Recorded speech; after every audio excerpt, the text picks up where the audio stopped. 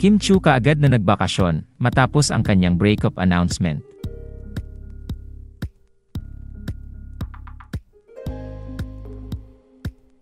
Matapos basagin ni Chinita Princess Kim Chiu ang kanyang katahimikan hinggil sa totoong estado ng kanilang relasyon ni Sian Lim, ay agad na nagbakasyon si Kim Chiu sa Balesin Island. Sa Instagram story nga na ibinahagi ng ate ni Kim Chiu ay mapapansin na nasa isang isla ang mga ito. Nakatag din ang Instagram account ni Kim Chiu sa naturang video. Narito at panoorin natin ang ilang video kung saan ay nagbakasyon si Kim Chiu sa Balesin Island kasama ang kanyang ate.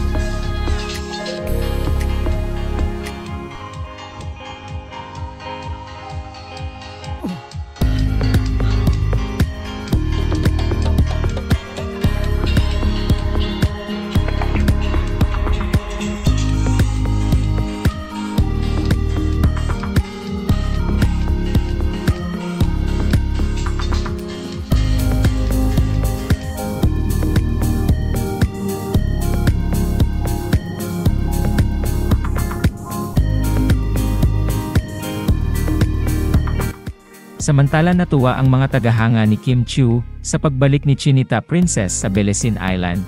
Matatandaan kasi na ang nasabing isla ang nagiging hingahan ni Kim Chiu kapag siya ay may problema. Kaya naman ang makita ang aktres sa ganitong isla ay isang paraan ni Kim Chiu para makalimot sa kanyang mabigat na pinagdadaanan ngayon.